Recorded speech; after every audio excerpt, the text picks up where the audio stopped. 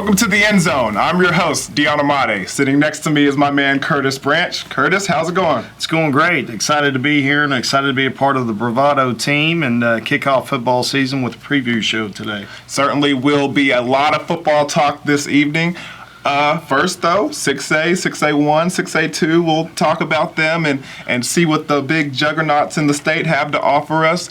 But before that, we're going to go through our matchups here on our streaming service. BravadoWireless.com is where you're going to watch a lot of football these Friday and Thursday. Even Thursday, Curtis. I know, it'd be crazy. It'd be exciting. So we kick off week 0 this year with a rivalry game that's near and dear to Sequoyah County, Roland versus Muldrow. That'll be on a Thursday night. And then we're following that up with a doubleheader on August 28th, Bishop Kelly and Poteau, which would be a really strong game with two state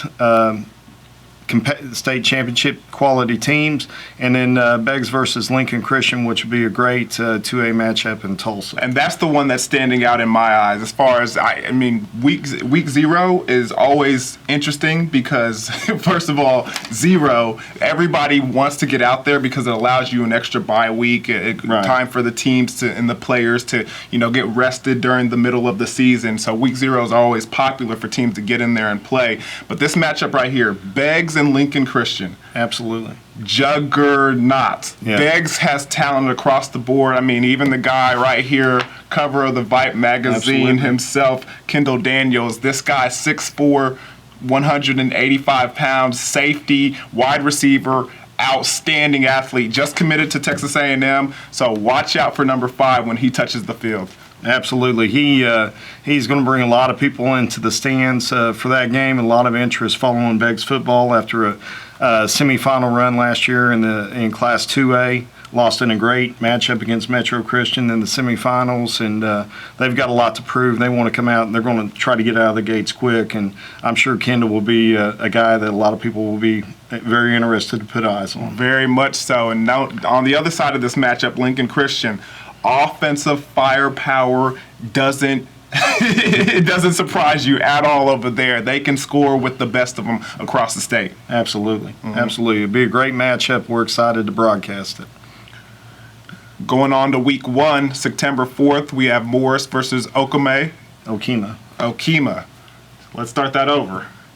Week 1, Morris versus Okemah is very, very going to be an interesting matchup in my opinion. Oh, absolutely. I think these two teams are ready to strap it on and play one another. They're excited to always get after each other, and it's a traditional rivalry, another big game in that part of the state. A lot of rivalries early in the season. Absolutely. That's a lot of motivation during those fall camps to really get after it and get yourself prepared for the upcoming season. Absolutely. Because if you come out there rivalry week, you can get embarrassed. Absolutely. Which brings us to week 2, which is a new rivalry. We got Wagner versus Tahlequah in week 2, which is a matchup of 4A and 5A powerhouses. Tahlequah replaced Fort Gibson on the schedule with Wagner. I don't know that they want any of that. Wagner is the traditional powerhouse in Class 4A. Coach Condic's team will be ready to go across to Tahlequah and smack them around. So it'll be a good matchup. Hey, man, the dogs don't play at all. So it's going to be interesting to see what Tahlequah has for Wagner. It's going to be interesting to see why they decided to put them on the schedule. Yeah, absolutely. And week 3 on the 18th of September, we got Shakota versus Eufaula. Man, McIntosh County War. We watched that one last year. I got to be a part of it, and tell me one thing and one thing only. Those guys can play football out there. I'm not surprised that we got them on the schedule again this year. Absolutely. It'd be a great matchup last week before we get into district play. And then we also have Ada versus Durant. Ada drops back down to Class 4A this year versus Durant, Class 5A. It's a traditional rivalry game. We're really excited to see those two teams strap it on and go get each other as well. Yeah, it should be a good one. Another one that should be really good on the 25th, Poto versus Hilldale. Hilldale loaded with athletes, and I'm telling you across the board, you can tell that because on their football team, not only the football team, but basketball. You saw a lot of those football players on the basketball court as well, and they were impressive on the hardwood. So it's going to be interesting to see what they put on the football field this year. Absolutely. And Poto comes into that game probably ranked by most people number 1 in Class 4A. and with deep run into the playoffs last year. They're going to be ready to kick off district play with a big win over Hilldale. So it'll be a great matchup for us, one of the best of the season, in my opinion. I agree. Also, week 4 doubleheader. Warner versus Gore should be a nice little matchup there. Oh yeah, I don't think those two teams like each other too much. So you don't say. It's kind of my feeling. Just being in both towns, you kind of get that feeling they don't like each other too much. So I always love the games like that where there's a little bit of rivalry, and so which leads us into Week 5, another district game, Veneta versus Manford. We'll be in Manford for that game. Be an interesting game for the Hornets coming into town, and these games are must-wins really for both of these teams as they fight to make the playoffs. So we think there'll be a lot of anticipation, a lot of excitement around that game as well. Yeah, I would assume so. Week 6, another Beggs matchup. We get to witness the extreme athleticism of that team again, but this time they go over to Metro Christian and face off those guys. Hey, I told you that Lincoln Christian can put up some offense against Begg. Oh, absolutely. Metro Christian can do it as well. Yeah. Coach McCoy is one of the best offensive guys with spread football in the state of Oklahoma. Won his first state championship last year. Lost a great quarterback. Yeah, but it seems like they've got a new quarterback lined up every year. They run the same system as most schools do throughout junior high and into high school, and he's always got a guy waiting in the wings. They're excited. There's a lot of optimism around that program.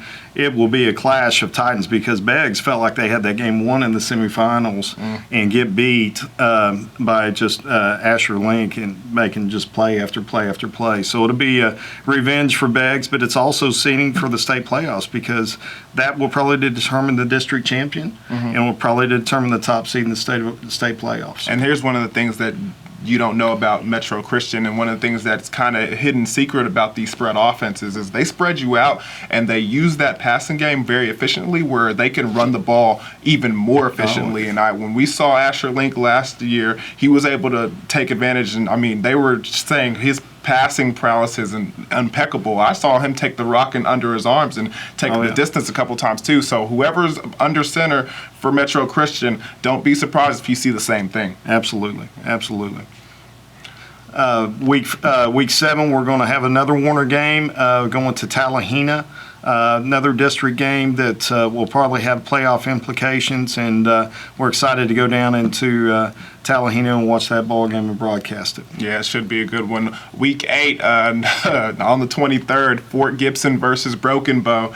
That should be a fun one. Fort Gibson is a team that I love to see on the schedule. The way they run the football, hey, that's some smash mouth old school football, and it's impressive every time we get to see them. Yeah, every time these teams get together, it seems like it's a great matchup. Broken Bow's tradition-laden program down the southeastern part of the state. Again, another game late in the season, playoff implications, battling for district title possibly with that matchup, and so it'll be really exciting to be down there and broadcast that game. Week 9, October 30th, Seminole versus Locust Grove. Last year, we got a chance to watch Seminole. One of their best players went out early in that game. So I'm looking forward to getting another opportunity to checking out Seminole and seeing them at 100. Hopefully, they're at 100% late into the season, week 9. But it should be an interesting matchup versus Locust Grove. Absolutely. It should be a great one to be there and be up in Locust Grove for that one. And then week 10, we'll finish off with Hilldale and Fort Gibson, the battle for the rock. A lot of pride on the line. Muskogee proximity, these two towns not far from each other. Certainly a rivalry game, and certainly one that will have a lot of implications, a lot of pride on the line for the community. So it'd be exciting to be there and be a part of that. That's where I like to see those rivalry games. They're towards the end of the schedule where there's a lot of implications, playoff, a lot of things on the line, and these teams know each other. So it's going to be a close one. And if you want to watch it, tune into bravadowireless.com because we're going to have it for you. Absolutely. And week 10, we also will have Tahlequah versus Collinsville as the second game in the doubleheader there. Sure, that game will have playoff implications. Collinsville is always battling for playoff deep runs into the playoffs into Class 5A. this game should be no different and should have severe playoff implications. Yeah, I mean, a lot of these, that time of the year, hey, man, that's when football starts to ramp up. Oh, absolutely. It gets cold, it gets rainy, it gets wet. If you want to be out there, put up or shut up. The rest of you guys, get ready for basketball season. Absolutely. That's right. Well, we're going to put up and shut up and send you to a break, but we'll be right back to preview the 6A matchup, 6A1 and 6A2. We'll be right back. Bravado Wireless is committed to keeping you connected and safe during these times. We're now implementing curbside pickup at our store locations and our fulfillment center in downtown Muskogee. All you have to do is call in and speak with our customer service reps to place and pay for your orders via credit or debit card only. If you decide to use the curbside pickup service, you'll select your 15-minute time slot to pick up your order. Whenever you show up, call inside to let us know that you have arrived and have your state-issued ID in hand for verification. Then we'll deliver your purchase items to your car for you to start using. We are Bravado Wireless, and we believe in the power of connection. Welcome back to the End Zone. At this portion of the show, we'll go ahead and preview that 6A matchup that we've promised you guys all about. We'll start off with District 1 and 6A1. Westmore. Let's hear about it. Lorenzo Williams, the head coach over there for the Jaguars. Impressive bunch. Last year didn't have the season that they were hoping to, but this year with a returning quarterback with the caliber of Dayton Wolf, right, this team, they could do some things. They could make some noise. He's a big, strong, athletic kid. I like to call him a young Ben Roethlisberger, the way he controls things on the back end over there for the for the Jaguars. What do you think about this Westmore team? Well, I'll tell you, they were on the cusp of the playoffs last year, 6-4 record. They've got a great chance to make the playoffs this year. I think that Dayton Wolf and his play at quarterback is going to really dictate a lot of that.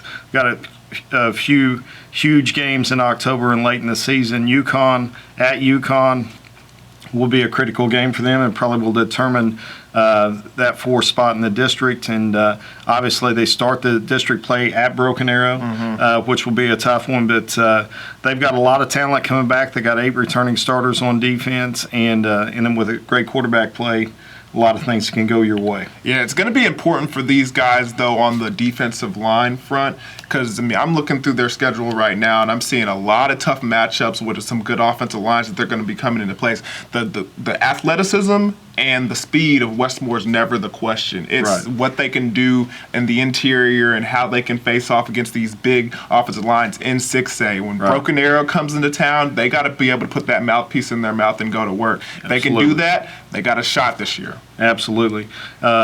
So excited to see offensive lineman Garrett Hammond. Might be the best offensive lineman in the state. He has several D1 offers, and he has started since he was a freshman. So we're excited to see him. We think he's going to anchor that offensive line, give them a chance to run the football, give them a chance to protect Dayton Wolf, give him a chance to do what he does best and make plays. Yeah, and on the other side of the ball, I mean, they got 8 returning guys starting on defense. Although last year wasn't the defensive performance that you would have expected from them, but still, they bring back 8 guys, and when you bring back 8 starters, hey, you got some experience on your side, and you got a lot to work with. Absolutely. Well, let's go ahead and move on down the list. Yeah. Go over to the team we mentioned in the Westmore schedule, UConn. UConn, a very unorthodox kind of team in this day and age of football, running right, a different offensive system. They run the flex bone and got 2 good running backs that are going to anchor that offense that you want to get them on the edge and get them outside, try to make plays. Caden Hernandez rushed for 729 yards last year, 13.5 yards per carry. That's not bad. Not bad at all. Makari Slaughter is another junior coming back. He rushed for 783 yards last year and 9.3 yards per carry. I was able to watch Slaughter in a couple of games last year, and he is an impressive talent, and that's a guy that needs to really be unleashed this year. They need to find ways to get him the ball, get him in open space, and make things happen for him offensively. Slaughter's their guy. Yeah. And then their offense, they've got 8 returning starters. They average over 400 yards per game, led the state in offense. So a lot of optimism coming back. They run a 4-2-5 on defense, and they've got one of the best offensive lines in the district, if not the state of Oklahoma. Yeah, but and here's another thing, though. Like we just talked about Westmore, the schedule for them is not cute. Yeah. It's not cute at all. The fact that they got Edmond, Santa Fe, Broken Arrow, and Jinx on that schedule, it's a doozy. It's a doozy. Yeah, so you got to think that they're in a position to battle Westmore for that 4th spot in the district, but they've got players and they've got opportunities. Big game early for them is Mustang at home. Big rivalry game for them on September 4th, and I think how they come out of that and how they come ready to play with that will set the stage for the rest of the season. I agree. So get a win on a rivalry game like that could set you up for some success throughout the season. Absolutely. Going down to that next team that we're looking at, Broken Arrow, the biggest team in the state. The guy always has a lot to say when it comes to state time and getting that gold ball. What do you think about their opportunity this year? Well, they got a great coach in David Alexander. He's done a great job with that program, and they've lost some starters from last year. Again, their schedule is just a gauntlet. They got Union, Jinx, Owasso, Edmond, Santa Fe in critical games. And so they're going to compete. They've got a lot of pride. They've got a lot of athletes. They got some critical returning starters in Sanchez Banks and Jake Raines at quarterback. We expect those guys to have big years for them, and then they've got some good athletes on the defensive side as well. Yes, they do, and that's one thing. Athletes are always a good thing to have, especially in your back pocket. When your head coach is a former offensive lineman, he's gonna run the football, and to run the football, you got to have extraordinary offensive linemen. Broken Arrow. That's one of the things these last couple of years. That's the thing that set them apart from the top-notch teams in the state. Right. Is their offensive line play is extraordinary. You're seeing a bunch of those guys go D1 and make noise at the next level. So be ready for those guys. When they put their hands in the dirt, they're ready to go. And I'm pretty sure Banks and Horn are going to be ready, really excited to run behind them. Absolutely. And, when you think about their defense, they may have a few question marks on offense relative to the other teams in the district, but their defense is the strength. Their linebacker play and their corners, they are elite, high-end players at both positions, and give them a chance in any ball game. Defense wins championships, and they're going to compete for the district title based on that defense. Yeah, you're definitely right about that. Every year they got somebody coming out of that secondary or that linebacker course. Lusher was a main really good athlete. Went over to Arkansas and got a nice little scholarship. They're not lacking for athletes in Broken Arrow. Not at all. They got a lot to choose from. Next team in this district, Edmond Santa Fe, which will be I don't know how to describe this, the up and comers of this district this year. A little bit of a in high school, sometimes you have those teams that it's like once in a 10 year where you got all the athletes and you're just like, this is a great class, it's going to great team. This is going to be that for Edmond Santa Fe. Oh, absolutely. They got loaded with talent on offense and defense. Kind of surprise upset last year. They had a 2019 record of 8-3. Surprise, they got upset in the first round of the playoffs last year. I think that really in the offseason gives you a lot of motivation to get better, improve, work harder in the weight room, and come out and really compete. So we're excited to see Edmond Santa Fe. Talon Shetron is probably the top wide receiver in the state of Oklahoma as a junior. Had 858 yards and 9 touchdowns last year.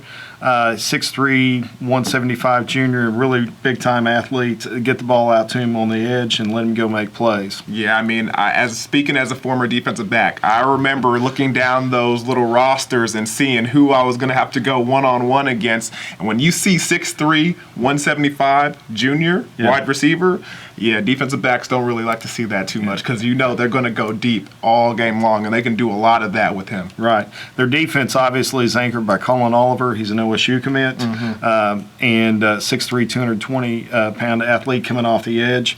He's going to make things hard for opposing offenses. Just a long, rangy guy who can get around the edge in a hurry, make some havoc in that backfield. So quarterbacks need to watch out in this district.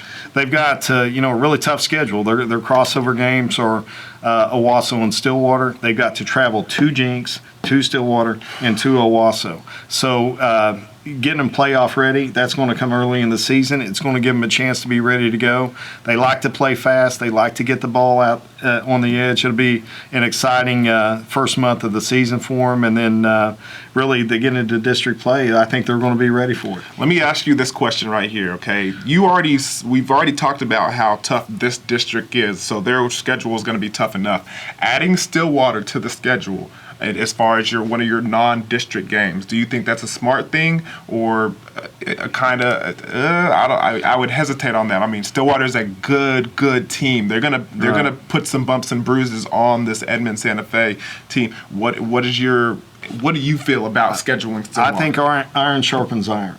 I want to play the best. Anytime I've ever coached and been a part of athletics, I want to play the best. I want to see where I rank against them. And it's a great time to really challenge your team to say, how do we stand up? And are we going to be as good as we want to be? And we're going to find out. Right. And then it gives you a chance to adjust as you go into district play. Maybe push the kids a little more.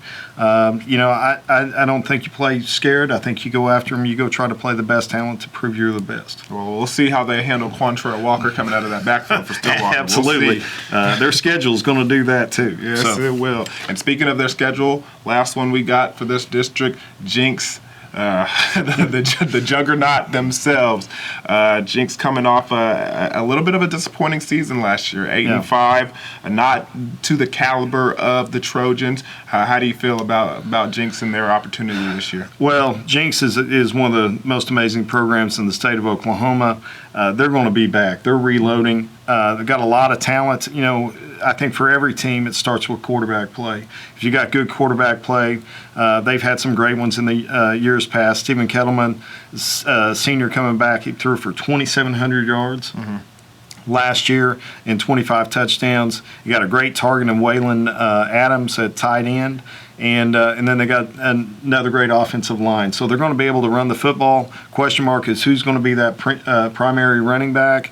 But Jinx is always going to have a great offensive line. They're going to be well coached. They got great defensive secondary this year, so spread offenses, they're going to be able to contain those a little bit with led by Jaden Patrick, who had 39 tackles last year as a cover corner. Yeah. That's pretty good. Not bad at all. And we mentioned some of their key games. I mean, this is another team that's deciding to do something a little out of the ordinary and going to the other side of 6A and grabbing a top-notch matchup. We talk about Bixby versus Jinx, one of the teams that they play every year. That's starting to become, it's like I'm saying, you heard it here first. It's starting to become a little bit of a rivalry now. It was not early on, but Coach Montgomery has done a good job of getting them ready. They got the best of Jinx last year. Jinx hadn't forgotten that. Jinx will have that taste in their mouth, and they're going to want revenge. It'll be a great ball game. Of course, you've got the Backyard Bowl with Union on September 11th, and then district play. They got Broken Arrow and Edmond Santa Fe, so it ought to be a good matchup. Injuries are going to play a key for all of these teams, and how will they avoid that? How will they can fill positions? But you got really three premier teams at the top of this district in Broken Arrow, Jinx, and Edmond Santa Fe, and it ought to be a great district. Really one of the most competitive in the state of Oklahoma. Yeah, I'm not lying about that.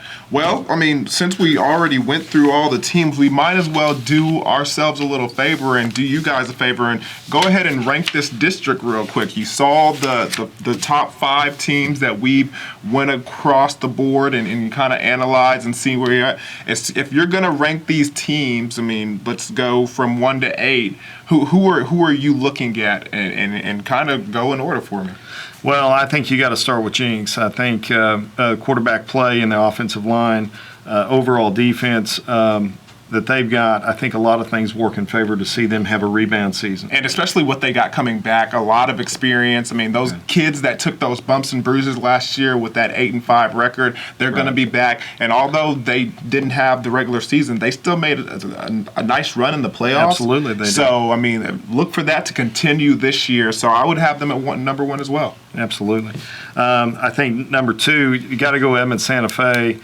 Just too much talent on the field to ignore them. And even though you got the great tradition of Broken Arrow and what Coach Alexander's done there, Edmond Santa Fe is just got too much talent to be ignored at the number 2 spot. I think I'm going to have to disagree with you there. I'm a guy of tradition, so I think I would go Broken Arrow. I don't get me wrong. I can see why you put Edmond Santa Fe above you right there, above Broken Arrow right there. But I'd still slot Broken Arrow at 2 and Edmond Santa Fe at 3 until they prove. I mean, talent speaks for itself. And don't get me wrong, but you saw that in the playoffs last year. I mean, the upset in the first round with Edmond Santa Fe probably speaks a little bit to not being there. Exactly. And not having that tradition and trying to fight your way up to that. But I like the having the taste in their mouth of kind of being upset in that first round. And the overall talent that they've got is just and the speed that they've got across the board, offense and defense, is one that I think really gives them a little bit of an edge over Broken Arrow. But, the great thing is we can argue about it, but they're going to decide it on the field. And that's what we get to see and get to watch and be really exciting. They certainly can. One thing I will say about Broken Arrow, though, one thing that travels well, good defense and a running game. And they got both of those things. So that's why I slate them at 2. So and you got it. So if we go, so they're 2 for Broken Arrow, 2 for me, Edmond Santa Fe 3 for me. Right. You got Edmond Santa Fe 2, Broken Arrow 3 on your list. All right, we can stick with that. And who are you going for? You know what? I'm gonna have to stick with UConn. Okay. With the flex bone offense with that run and the unusual way it is in this day and age of football, you don't see it every week. You don't see it every week, and that's the thing that's so hard to prepare for, because it's like always you prepare spread offense, then randomly your coach puts on the board, hey, we're facing this week, and you got to prepare for it. Absolutely. They're going to catch a lot of teams off guard, and the thing that cancels that out is having athletes that are smart and have the athletic ability to go ahead and make up for some mistakes. But with them being who they are, I'll stick them at number 4 in this district. Well, I'll agree to disagree again. I'm going to go with Westmore. I think they were close last year. Got a lot of talent coming back. Great quarterback play. I'm going to go with them at number 4 and go UConn at number 5. The only reason I keep Westmore at 5 instead of 4 is because, like I said earlier, down in the trenches in this district, it's going to be really, really rough. And if I just don't know what Westmore is going to be able to do when UConn comes to town, when Broken Arrow, when Jinx, and now Edmond Santa Fe. So if they can prove me wrong if you must. But that's the reason I'm keeping them at number 5. Who you got at number 6? Number 6, I'm going to go with Norman. The Tigers over there on the other side of the state. That team is. They've slowly every year been creeping on up. I know they lost their starting quarterback, Cade Horton, a guy who's a phenomenal athlete, going to Oklahoma to play baseball and football, dual sport athlete. But with him being out of the mix for them having to replace a lot of talent, I still think that they can do some things over there. And they got a big time wide receiver that might have a little something to say about district standings, and he can go make some plays on the field, and it should be really interesting to see. We just don't know who's throwing him the ball. That's exactly right. That's exactly right. Who you got for number 7? I've got Enid, the Plainsman, at number 7, and it's a team that comes in and wants to be competitive. They're trying to get better, and we'll see. I think they've got some sense of optimism over there, and so we're really excited to see what they can do. But man, this is a tough district. This is such a tough district to try to be competitive in. Yeah, my friend Clint Shelf, he would pretty much be mad at me for putting Eden at 7, but I'm going to have to do it as well. Eden's going to have to stay down there, and to finish off the list, I guess we're both going Edmond Memorial. Absolutely. The dogs down there at the bottom of the district, but and anybody can win on any given Friday night. So absolutely, still giving them a fighter's chance. Yeah, absolutely. Well, that's going to do it right now for 6A1 District 1. When we come back, we'll decide what it's going to look like at 6A1 District 2. We'll be right back after these messages. Stick around because we're cooking wild.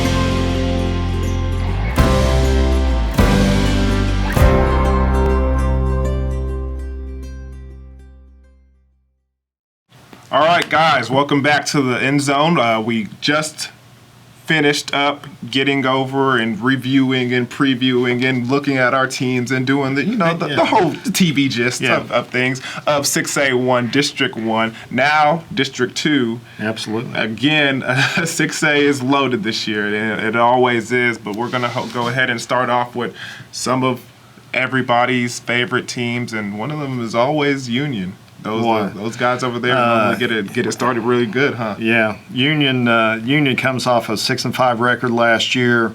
Coach Frederick, those guys are working hard.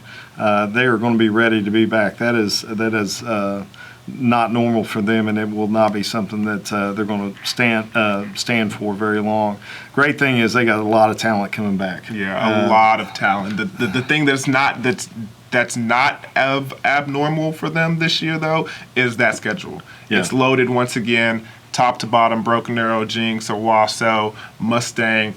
They got a lot of tough competition this year. Absolutely. But, it helps when you got the best running back in the state of Oklahoma. Hey, arguably the best running back in the state of Let's say most people in Union are going to go, he's the best. So I'm pretty sure some people in Stillwater and Bixby might have some things to say to that. We'll talk about a little bit about that later. But for right now, since we're on the topic, man, A.J. Green is really good, isn't he? Yeah.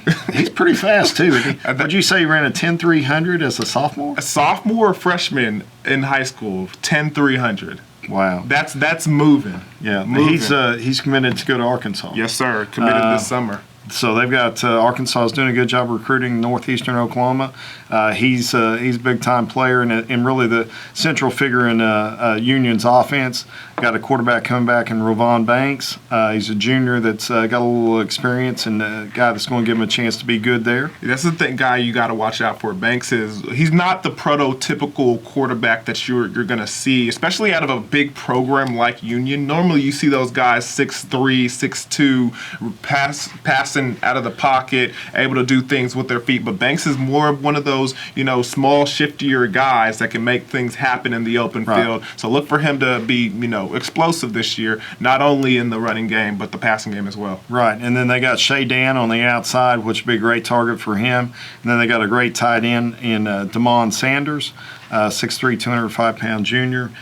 So he's going to have some weapons. So I look for Union in their spread offense to spread the field, do a great job of giving A.J. some room to run and make some plays in the open field. Yeah, definitely. But one of the things you can't play without is a strong defense. Union coming out there with that 4-2-5, a lot of defensive backs out there.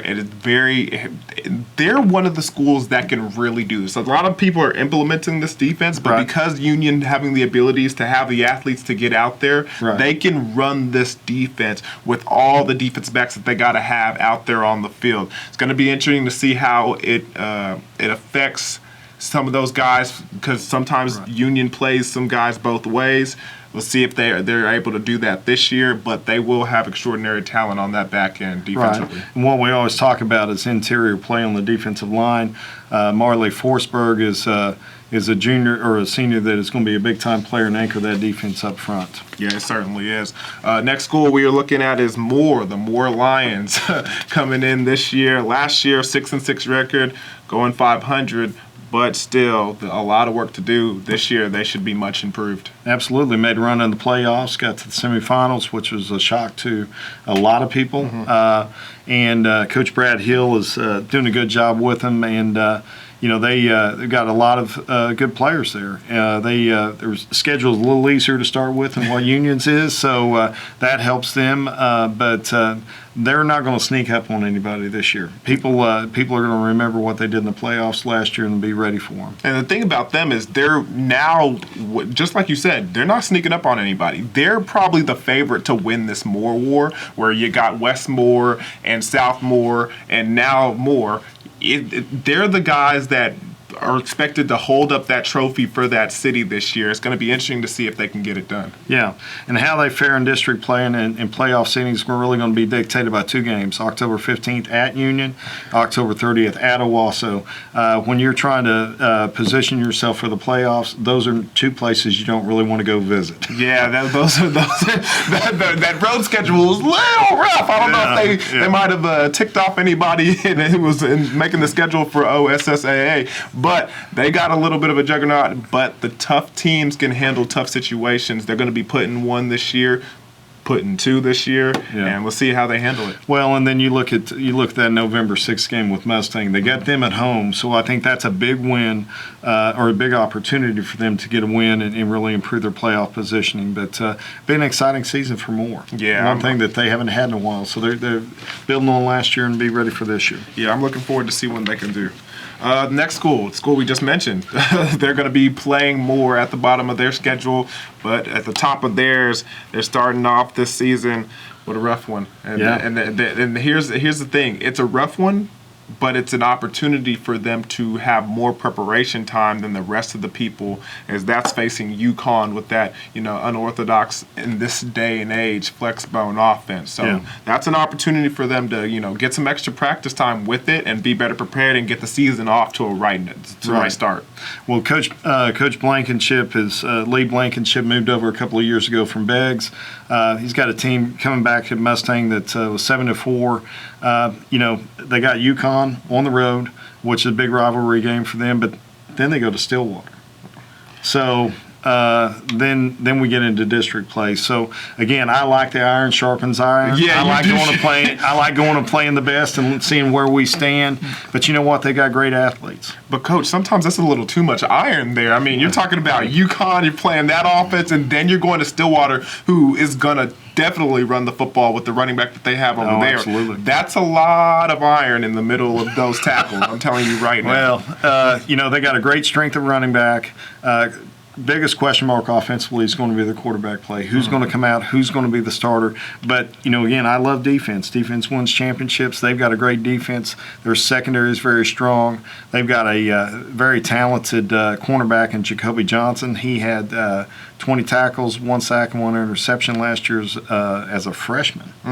So it really elite athlete on the edge to play for them. Got a good defensive end in Corian Hayden. Guy had 56 tackles last year and 1 interception. You don't see that a lot on the defensive line. Not at all. A big man who can get up there. Absolutely. So it'd be interesting to see, but a team that's got a lot of optimism, a lot of reason to be excited about the season. Going down the list, maybe one of the teams that everybody should be fearing in this district and in this state, Owasso Rams, coming off of another state championship, should be an impressive season as well this year, following it up. Well, it'll be interesting because you got 2 Blankenship coaches in this district. They're familiar with each other. The family relations there. Thanksgiving going to be a little awkward this year. Yeah, it could be. But exciting for Coach Blankenship to coming back off 13-0 season. Really done an incredible job coming back to Owasso. Has got a lot of talent over there. Offensive line is just solid. With Dylan Gilbert, Hilton Mosby, and Grayson Isaac. And then you look at their strength of their defense is their linebacker play. Really good outside linebackers in Imade Triplett and Brendan Dye. Both guys can really play. They combined for 252 tackles and 15 sacks last season. Yeah. So 2 of the top linebackers on this side of the state, if not the entire state of Oklahoma. And the guy that I've been watching for a while is that free safety back there, Gage Laney. Kid is a phenomenal athlete, and he does a good job playing center field for that Owasso Rams defense. It's very impressive. Can't wait to see them take the field. A lot of talent, and arguably a lot of talent, because I saw a tweet this summer from Coach Blankenship himself. He was very happy with the Vipes magazine of putting his team #1, but not so happy about that Vipe Top 100. He thought a couple of his guys should have got a better look. Only 1 Owasso Ram in the Vipes Top 100. Let's see if they make the state pay for that. I'm not dissing on the Vibe guys, but I find that hard to believe. With the returning state championship team. And that's the thing about these preseason rankings and these preseason lists. It's preseason, so you got an opportunity to prove to the state and to everybody who made these lists that you belong on there. Go do it. Absolutely. Well, since we ran down District 2, we might as well do our own rankings here. We got 8 teams in this district. Start from number 1. I think both of us can go ahead and say the team we just talked about right there, Wausau Rams, they're on the top of the list. For me, let me not speak for you. Do you have somebody else in number 1? No, I don't have anybody else at number 1. I think you've earned the honor to be number 1. You've proven it with 3 really great seasons for Coach Blankenship at 13-0, state champs. Arguably the top contender for the Gold Ball again this year, and with a solid defense and a really great offensive line, which allow them to run the football in playoff time. They got to be a notch above everyone else in this district. Yeah, and I don't want any problems with Coach Blankenship and his Twitter fingers, so I'm going to keep them at number 1. And Coach Blankenship, I believe in your Wausau Rams and all your players. Absolutely. But number 2, this is the one that we could probably differ here a little bit. Who do you have at number 2 for this upcoming season? Well, I'm a big fan of tradition, and I'm going to go with Union. I don't believe the last season is a predictor of this season's success. They've got too much talent, they got too much tradition, and they got too much pride. And so they have been around. They know what it takes to win ball games. A surprising season last season, but I think one that you'll see them rebound from and compete for a district title here against Owasso. You know what? I'm going to go with you on that as well. I don't see Union falling off going too far, especially with A.J. Green. But here's the thing, and we all know this. In high school football, one player can make a big difference. Absolutely. And with him back there toting the rock for these guys, I don't see him, letting them down, and they're gonna go as far as his legs can carry them. Well, and let's not forget this. They brought in a new offensive coordinator from Victory Christian, Dub Maddox. I think you're going to see them spread it out and go away a little bit from the pro style, and I think that will create more opportunities for those athletes to make plays. I just think there's good chance to believe that they're going to be right there for the district title. Yeah, nothing brings a smile to the face of a running back than less than 7 people inside the box. So hopefully with that spread offense, they can loosen some things up there and give A.J. Green some more running lanes. Absolutely. Who you got at number 3? Number 3, I was thinking Mustang. I was thinking Mustang. I liked what they were able to do. I like the things that I'm hearing from that side of the state. Hey, if I'm wrong, prove me wrong. But right now, I think number 3 in this district, I'm going to give it to Mustang. Gotcha. I'll go with Coach Blankenship as well. He's done a great job since stepping up from Class 2A up into 6A1. Really made improvements in that program. I think they've got a lot of community support. Mm-hmm. I think they got a lot of interest in that program.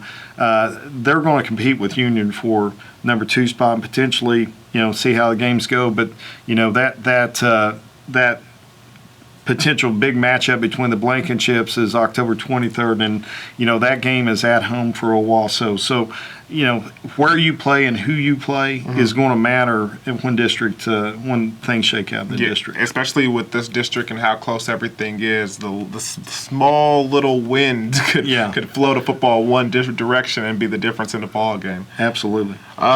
Number 4, I think I must go with Moore. Okay, the Moore Lions in a situation where you got a lot of offensive weapons coming back for Moore, and they made some noise last year. They surprised some folks. Not going to be able to do the same thing this year. Hopefully they're up to the task. Right, and I think that's the great thing. You did something great. Can you go repeat it? That's their challenge. That's their opportunity. How will they fare? They may prove us all wrong. They may win this district, but I think with the overall talent that we see with the top 3 teams, it's a lot like 6A1. I mean, it's pretty heavily loaded at the top end of these districts, and so. But Moore, a team that did surprise everyone. We'll see what they can do this year, and best of luck to them.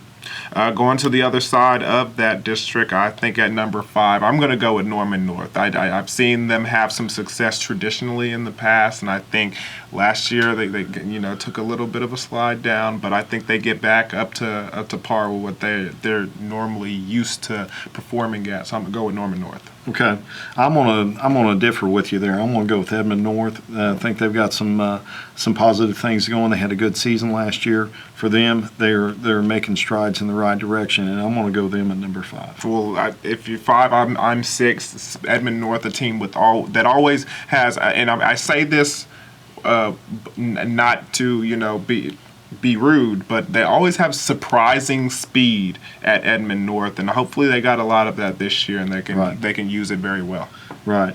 Then at number 7, I'm gonna go with Southmore. Sabercats. Doing some good things, got some positive athletes out there, but this district is too top heavy to really compete for a title. I feel the same way. Southmore at 7, and then I guess that leaves both of us at 8. Putnam City, a team that's struggled before, and they've had their ups and downs, but hopefully they can fight. Again, I say this one more time: at every Friday night, everybody has a fighting opportunity. Absolutely. Absolutely.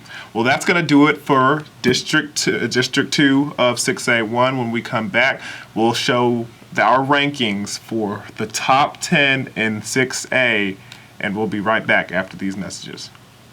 Here in Eastern Oklahoma, we know that dirt roads have a unique way of helping us find direction. Whether you're figuring out where you're headed or where you came from, Bravado Wireless was built on the back roads to help you find your way. Right now, you can get 3 free months of our premium wireless plan with your choice of an iPhone SE on us or half off an iPhone 11. No matter what direction you take, Bravado Wireless has you covered. We are Bravado Wireless, and we believe in the power of connection.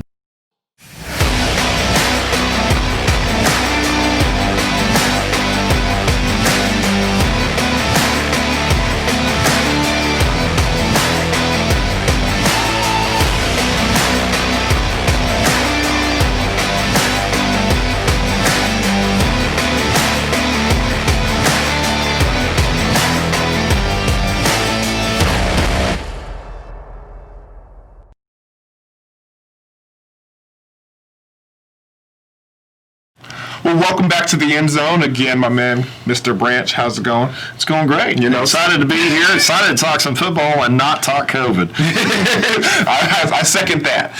But right now, we're going to do the rankings 1 through 10 for 6A1. It's a low District 1 and 2 both loaded, so I don't know how we're going to do this, but they give the toughest task to the toughest guys. So let's go ahead and knock this out. Well, I think the first one's pretty easy. I think both of us agree that Owasso's number 1 team coming into this season. They deserve that based on their record last season, the returning talent, and then the track record and the pedigree of Coach Blankenship. He's had sustained success for years and years. Got a great coaching staff, and really got a great feel for high school football. Yeah, definitely. I mean, they got a lot of athletes over there, and they're run to a T, and they know their stuff, and they get out there and they get it going. So I'm going to have them at number 1 as well. Yeah. Number 2, I say you go to Jinx. I mean, although regular season didn't have the best of, but when they figured it out, they got to going. They got a lot of guys returning this year. It should be a successful year for Jinx. Look for them to make some noise as well. Yeah, I agree. The Trojans and Coach Riggs, they want to get back on top. It's been a couple of years since they tasted a championship, and so they've got too much pride and too much talent to not be competitive here. And really the quarterback play that they've got, I think they've got a chance to make a deep run in the playoffs. Number 3 for me, I'm going to go with Broken Arrow. Broken Arrow has a nice offensive line. I said it before. Defense travels, running game travels. Broken Arrow, number 3. Look for them to knock some guys around this year. Well, when you talk about running game, I'm going to go with Union, number 3. A.J. Green, to me, he's the best running back in the state of Oklahoma. I can't see them being down. I can't see them not having a chance to compete for a gold ball. Yeah, if that's the case, I mean, I'll stick with Union number 4. Like you said, A.J. Green is a dynamic athlete, and the quarterback that they have under center is gonna wow some folks. Right. And defensively, just the athletes with that 4-2-5 defense, it should give some spread offenses some tough times, and look for them to make some noise as well. Gotcha. I think it's really hard to not go with Broken Arrow at number 4, but I'm going to do it. I'm going to go with Edmond Santa Fe. Really? Yeah, I like the fact that they're going to have a chip on their shoulder. They thought they were going to make a deep run in the playoffs last year. They unseated Union last year in the districts. They're coming out. They're going to try to make some plays, and I think that they want a chance to go revenge from their early exit in the playoffs last year. Well, if that's the case, then I'll have them next slot down. I'll just go follow your trend and go Edmond Santa Fe, and I do like the fact that they are loaded. And this is for Edmond Santa Fe. This is once in a 5-year, maybe 10-year situation where you have this amount of athletes on your team on both sides of the ball. Right. So look for them to compete and maybe get a chance to make a deep run in the playoffs. Absolutely, and then Broken Arrow, and I think those teams are interchangeable.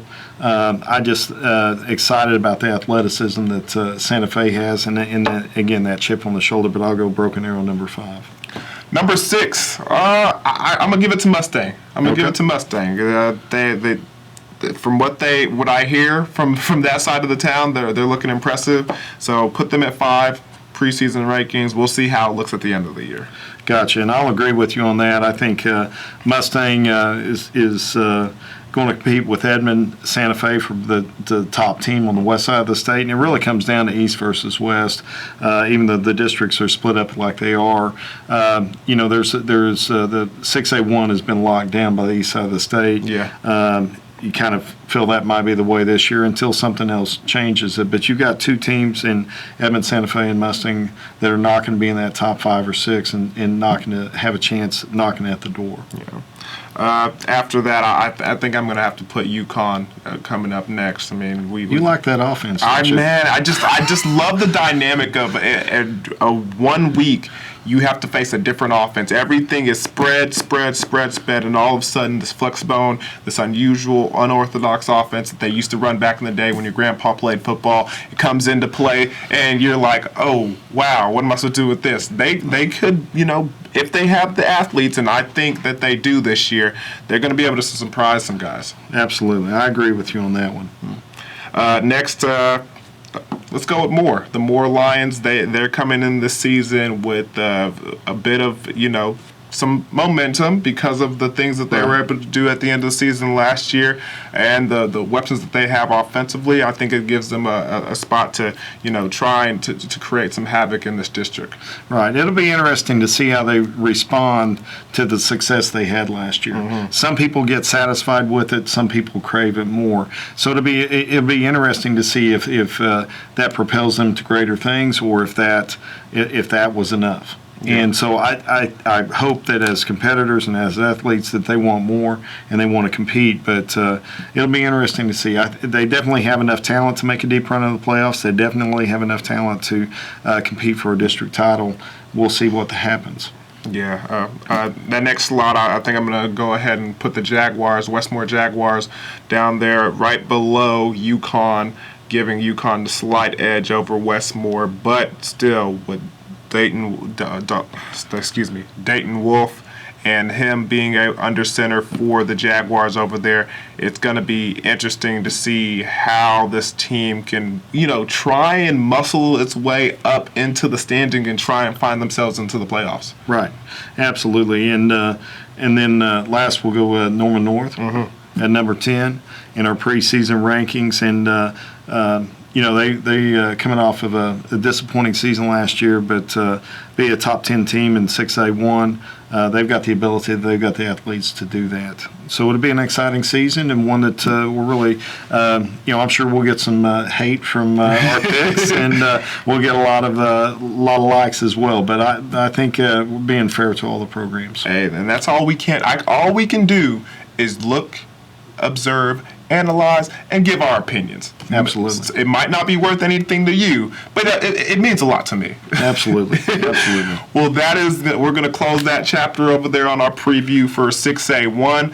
When we come back, 6A2, we got you. All about 6A2 when we get back on bravadowireless.com. When you come home after a long day, Bravado Wireless Home Internet has you covered in your neighborhood or on your farm. For a limited time, our unlimited home internet has been discounted to only $49 per month with the purchase of a $99 router. And get this, the first 3 months of service is on us. So what are you waiting for? Make the switch today and visit us at bravadowireless.com for more info and to find a store near you. We are Bravado Wireless, and we believe in the power of connection. When you reach for that deal-sealing handshake, you don't want to pass germs. Ew. So keep everyone safe by washing your hands for 20 seconds and still seal the deal. Yeah! Fist bumps now accepted as deal sealers at your local Bravado Wireless store. And we're back. Welcome to the End Zone once again. Now we've discussed all of 6A1. We've hashed that out. It's done. We got that out of the way. Got it out the way. Ready to go. 6A2. We promised it to you. Here it is. We'll first start off with District 1. A lot of good teams in this district as well, but the one we got to start off with, Lawton. Lawton, the Wolverines, coming off a 5-5 record last year, coached by Ryan Breeze.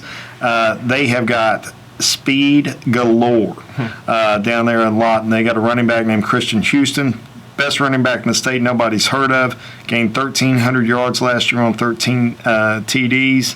Got two great wide receivers in Devin Simpson and Draylon Swanson, both big-time players on the edge, which open up the middle of the field for Houston to make plays. So the great team that's coming off they don't have a lot of size. Got a lot of speed. And I want it to be known. You heard it here first. We said it, okay? Christian Houston, guy you haven't heard about, but you'll at the end of the season, they're going to be like, oh, he was such a surprise. No, if you're watching bravadowireless.com, we mentioned it. You know, beginning of the season. Don't come over here saying you never heard about him. We told you about him. Absolutely. Key for this team really is going to be defensive line play. If they can develop a defensive line, they're going to be very good because the back end of that defense has got speed to burn. They are going to be able to cover spread offenses. They're going to be able to chase down running backs, and they're going to close the gaps. But their schedule is loaded on the back end of this season. So got Stillwater and Del City late. And in district play, those games matter. And they got Stillwater at home October 16th, and they go to Del City November 6th. And that's a good thing right there. To have Stillwater at home is going to be an advantage. The thing is, the fact that you have those guys late, if you come into a situation where you're trying to get into the playoffs, be careful, and let's hope that they're healthy. Regular season bus ride to Lawton is not a lot of fun. So we'll see how the Pioneers respond to that. Home field advantage? Yeah, could be.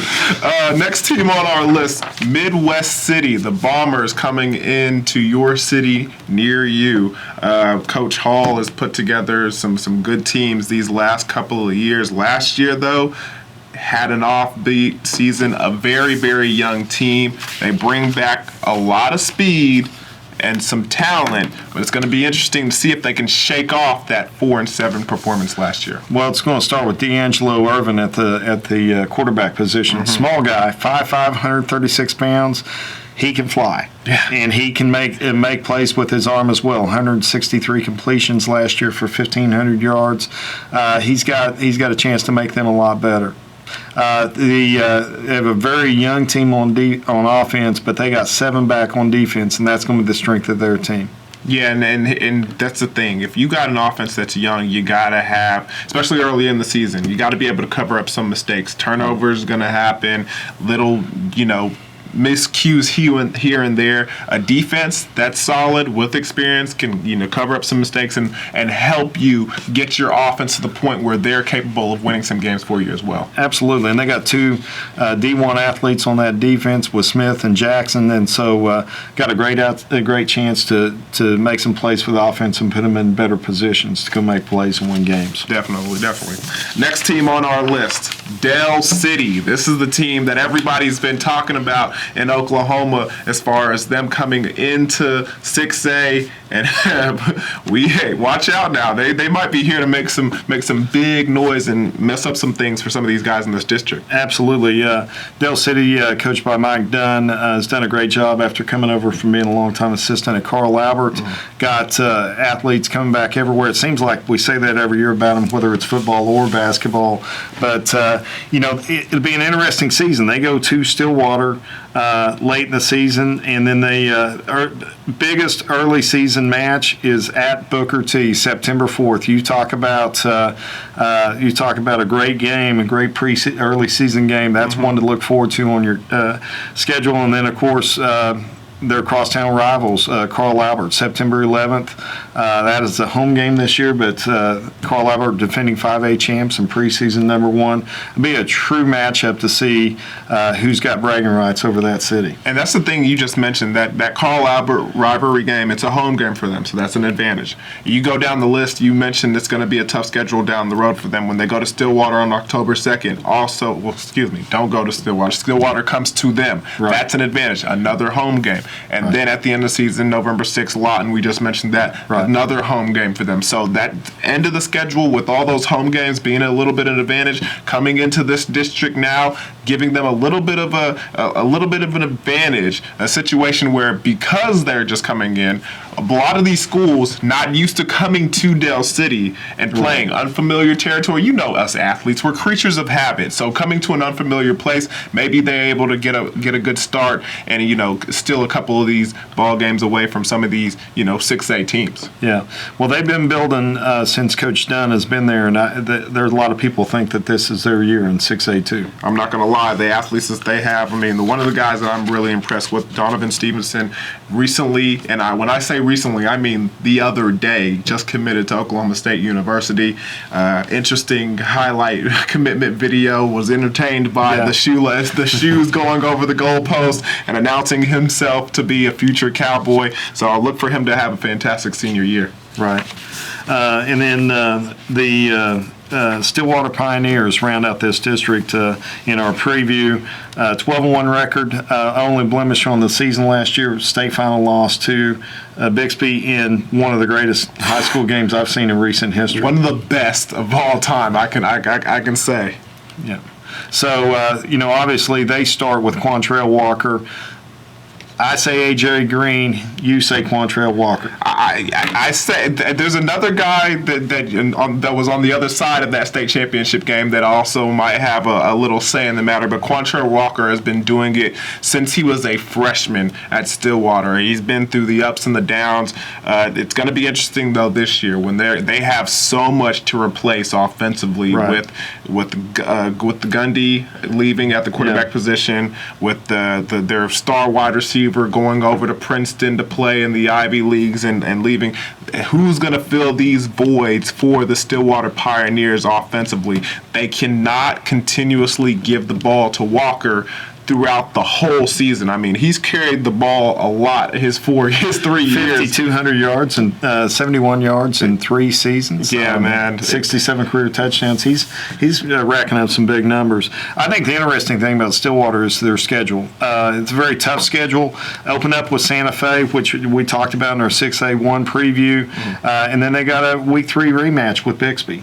Boy, if you're not doing anything that night, you might want to go to Stillwater on September 18th because you're going to see quite possibly a preview of another 6A2 state final. So we'll see. Secondary strength is they got 3 returning starters there, but again, defensive line, they've got to develop some young guys, and we think Coach Barnard's got a great chance to do that. He's in his 10th season there, and he's proven himself to be able to develop talent. Just like the other side of 6A, like Broken Arrow, this Stillwater team these last couple of years, although they've had the ability to throw the ball all around the yard, the thing that travels and the thing they rely on is strong defensive play, which they've had in the past, and I imagine they'll have this year, although they do have to bring up some young guys to play on that defensive line. and a running game that travels with Walker. That's already a given. As long as that offensive line helps him along the way. So Stillwater's in for another interesting year. Let's see if they can continue on this trend of being one of the top teams in the state without, Gundy and all the offensive weapons that they lost last year. Absolutely. Lance Peterman and Jacoby Sanders are two offensive linemen that are going to help him up front, give him a chance to do what he does. Yeah, it certainly will. Well, we went through the list. Let's go ahead and try and rank some of these District 1, 6A2 District 1 competitors. As far as number one, who do you got leading off the district? Well, I think you got to go with Stillwater and Quantrell Walker and the ability to make plays with a strong offensive line up front.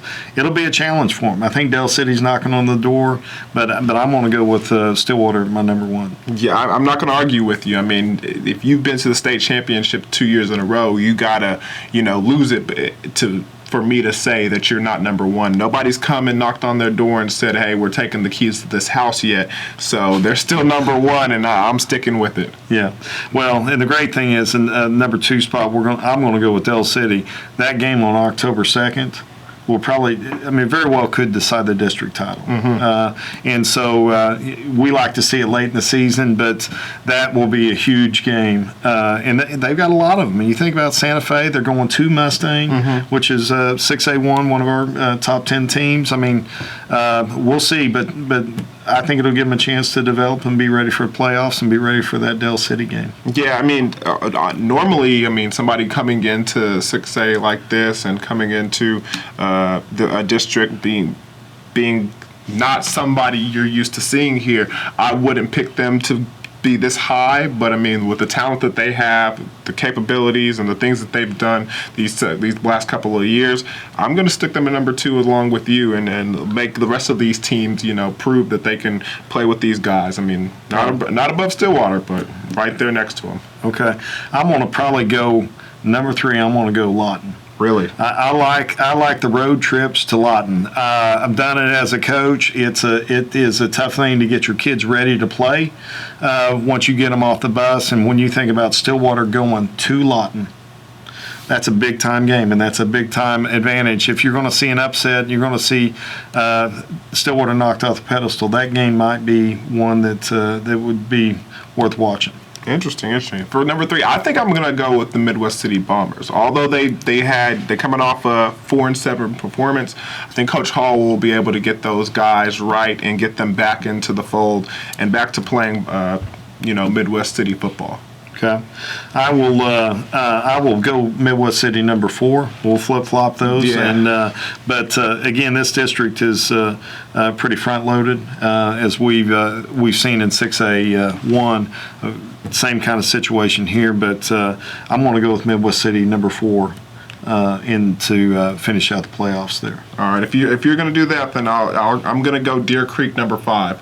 Deer Creek is a team that although it's like towards the end of Edmond, these guys have bring in some talent year in and year out, and they do good work down there. It's just having the ability to compete with some of these athletes at the top of the rankings that is challenging, but hopefully they can get it done this year. Okay, my number 5, I'm going to go with Putnam City North, the Panthers. I think they've got enough talent to compete for that 4th spot in the playoffs and in this district, and wouldn't be surprised to see them get there. Injuries are always going to play a factor in football playoff positioning, but I think the Panthers got a chance. So you want to just flip flop for 5 and 6? I'll take Putnam City North. Okay. All right. So Deer Creek for you at 6. Yep. All right. Number 7, who you got? I'm going Northwest Classen. I can't argue with you there. It's the two we got left, Northwest Classen and then U.S. Grant. I put Northwest above U.S. Grant.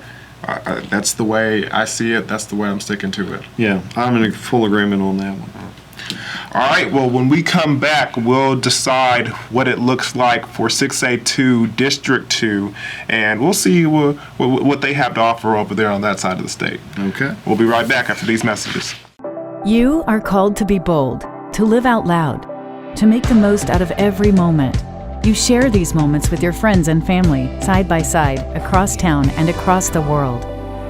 We are Bravado Wireless. We believe in the power of connection, coverage, speed, service, the latest technology. These aren't options. They're not special offers. They are obligations to you. We believe in building a community, your community. Bravado Wireless. Planning a weekend away in your camper? Take your Bravado Wireless home internet with you. Right now, our most popular internet plan has been chopped. While other internet providers are stuck at home with all of those wires and your obnoxious neighbor, Hank, you are free to take your wireless router to your home away from home. Visit us at bravadowireless.com to find a store near you. We are Bravado Wireless, and we believe in the power of connection. We're back. There, the End Zone brought to you by bravadowireless.com. We are just getting finished with 6A, District 1, now District 2. Let's go ahead and start it off with Muskogee. Muskogee bringing in a lot of talent into this district and a lot of speed as well. What do you think about them? Well, I think Coach Watkins is one of the better coaches in the state of Oklahoma. Made a run into the playoffs last year. They're knocking on the door. They got a lot of optimism here in Muskogee for this team and this season. 8-3, and they're led by quarterback Ty Williams, who's committed as a defensive back to your alma mater, Oklahoma State. Yeah, there you go. Go Pokes. Don't forget it. But that schedule, though, it's going to be interesting for this team right here. I mean, to start off, the thing that caught my eye first when I looked at it, October 15th, the team that knocked them out of the playoffs last year, Choctaw going to their house to face them, is going to be a tough battle. Yeah, that's really this will be one of the more interesting games of that weekend in the state of Oklahoma. But we'll see. Pride on the line. They got the Red October. I'm going to tell you, they got Choctaw, Bixby, and Booker T back to back, and it'll be an interesting to see how they run through that gauntlet right there. I would not want to have their schedule, but they do, and like we said, tough customers come to pay, and they come to play every day. And so on that October, they better eat your Wheaties. Let's just say that. Well, and let's not forget Caleb Webb. I mean, guys, senior linebacker, 144 tackles last year. He's a guy that's going to lead that defense and give them a chance in all of those ball games. Yeah, it's going to be interesting for Muskogee this year. Going down the list, the team we just mentioned that's going to be a part of that Red October for the Muskogee Roughers, Choctaw, coming in with a lot of talent this year. Absolutely. Choctaw is one of the more intriguing teams. They've got a lot of D1 talent. We've got 2 commitments this year in Jordan Mukes and the wide receiver, Chase Jackson. It's going to, I think he's going to Oklahoma State, isn't he? Really? Yeah. I better check my guide on that one. Yeah. Oh, sorry. Where? He's going to Texas Tech. Oh, he's a Red Raider. Why would you do that to me? That's a different kind of gun. Well, sorry, my bad. But no, it'll be interesting because really, I think this matchup on October 15th is one that's a replay of that game in the playoffs. Yeah, exactly. And both are going to come ready to go with it. They got a great quarterback, probably one of the best prospects in the 2023 class, Steele Wassel, 6'4", 215. He's already gotten a lot of D1 offers, D1 looks. They are loaded offensively. Got 2 great offensive linemen in Cade McConnell and Alton Robinson, both juniors. Both are anchoring that offensive line. It'll be interesting to see. They may have the very best offense in the state of Oklahoma. We'll see about that. There's a lot of top-notch offense in this state right now, and if Choctaw can be one of the best and just be up there, I'm telling you, they can make some noise in this district and, put some frowns on a couple faces. Yeah, absolutely. Going down the list to one of our favorite schools, Booker T. Washington Hornets. This is a team that is known traditionally for the speed and the athleticism when it comes to football in the state of Oklahoma, and I don't expect anything less this year. No, they probably had the most speed overall in the state of Oklahoma with Gentry Williams, who's garnered a lot of attention with his world-class speed, but you also got commitment in Keywan Parker, defensive back, going to Arkansas. And then they got Jalen Teague, who's a 6'3" wide receiver that is going to make some plays. He's the next in the line of traditional playmakers on the outside. What I'm excited about is Jonathan Brown, former Booker T grad, played in the NFL, played at Tennessee. He's back, first year at the helm. This means a lot to him, and I'm excited for him personally, and I'm excited to see new offense and really the same defense to come in and wreak havoc on this district and on the state. It wouldn't surprise me if this team is, one of those guys knocking on the door to go to the state championship. I mean, the talent that they have alone is just bar none. You already mentioned Gentry Williams. I mean, all throughout the summer, you could see him being mentioned with the top players in the state, getting offers after offers. Social media was blowing up with him. So It's going to be very, very impressive to see if this team can do what I expect them to do. Yeah, and look for Gentry Williams to move outside the wide receiver this year. My guy Latham Boone, be a sophomore quarterback coming in. He started the last 4 or 5 games last season. Really? Big-time player, two-sport athlete, contributed well for us in basketball last year, and excited to see that. The critical thing for this team, they got 3 of their biggest games at home. Del City at home, September 4th. Choctaw at home, September 25th. November 6th, final regular season game. Bixby at home. Their toughest game on the road is going to be Muskogee, and that's a game that could really have big playoff implications. But with all of that at home, they build momentum. They might have a chance to win this district. The schedule is lined up for them, and I'm telling you right now, that Del City game on the schedule, that's one that a lot of people have been wanting to see for a long time. Del City versus Booker T. Washington. I might have to get out of my broadcast duty so I go to that game. That's going to be a good one. That's definitely going to be a good one. Going down the list, and the team that's kind of ran 6A to this for the last couple of years, the Bixby Spartans, coming back again, lost a lot of talent on that offense last year, especially with Brennan Presley going away. I mean, he's been a star for them, but there's still a Presley in that backfield for them. Braylon Presley, and he's going to prove that he can play. If he didn't do that last year, if you got a glimpse of him, his brother got a lot of fanfare, but I'm going to tell you that kid can play. Yeah. He's got some speed. He definitely does. I mean, he's on the smaller side, 5'7", 170, but I mean, a lot of good backs come in a compact size in that situation. You can't really see him coming out of the backfield because of it, and he comes with a head full of steam. Watch out for him. That's why I said throughout this broadcast, there's a lot of talk about Quantrell Walker. There's a lot of talk about A.J. Green, but Christian Houston, we mentioned him, but do not be surprised by the end of the year if a lot of people are saying that Mr. Presley is the best running back in the state. We'll see. I'm going to tell you this. The key for me for Bixby is Mason Williams at quarterback. Kind of on the smaller side. He plays much bigger than he is. He makes plays for them left and right. He really was the leader of that offense. Even though the Presley brothers were the juice, he was the guy that made him go. And he's a cool customer too. I mean, I've seen him start since he was a sophomore. Never looked shooken, never looked rattled. He's been there, just a calm, cool quarterback, level-headed guy. That's what you want to see behind the center. Absolutely. They 13-0, and they have got everything going for them. It'll be an interesting season. See if they can go back to back to back, and they've got the talent to do it. Yeah, let's see if they can do that.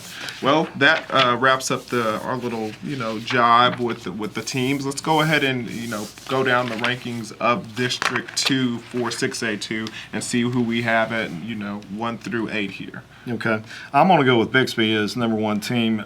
Too much talent, especially at quarterback, and with Presley coming back.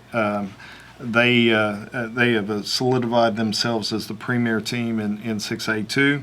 It's everyone else's job to knock them off. Yeah, I agree with you right there. I mean, like I said earlier, they got the keys to the house, and until somebody can, come in and say it's mine now, I don't think that we should give them the disrespect of putting them anywhere but number 1. Gotcha. Who you got at number 2? You know what? I think I'm going to go with Booker T. Washington at number 2. I'm not going to lie that because of the tradition, because of what they got coming back, and the defense that they always turn out, number 2 is a good slot for them. A lot of these teams obviously has a bunch of talent, but the tradition of winning is very important in high school football because of the fact that when it comes to the end of the year, some guys know when to put up the big time performances, and Booker T. Washington is one of those teams every year. Well, absolutely. And I'm going to tell you, when you got a defense that you can go cover 0 across the board, My man. I'm going to tell you, they got speed to do it. There's not anybody that's going to match up with that across the back end of the secondary like they are. I'm going to go Booker T. number 2. And I would not be surprised with them having Bixby at home to have a chance to win this district. Hey, when you can load the box like they can, hey, you have to watch out now. Absolutely. Number 3, I think we should. Let me not speak for both of us, but I think we should go Choctaw here, especially with the abilities that they have and the talent that they have coming back, especially with that offensive line. I wouldn't be surprised if they do some good things in this district. They probably are favored because of their talent, just a little ahead of Muskogee. I think it's going to be a race for that third spot between those two. I'll agree with you on Choctaw, but I would not be surprised to see Muskogee come in and compete with really all of them. They've got enough talent to come and do it, but this is such a talented district. I mean, the 4 that we've looked at today, there's as much optimism and excitement about this district as there is in any of them. Yeah, I would agree with you right there. Muskogee number 4 for me as well. Ty Williams and the abilities that he has on not only on the offensive side but the defensive side as well. He does a good job of playing center field for this Ruffers team, and he's got a cast and crew that is pretty impressive. So look for them to say some stuff right in this district as well. 11 interceptions last year. 11 interceptions. Was it 11 or 9? I think it was 11. Either one is a big number. It's a big number. But what I recall is he had 11, but I wouldn't be surprised to see him go higher than that this year. Hey, if they keep throwing his way, I'm pretty sure he'll make them pay. Absolutely.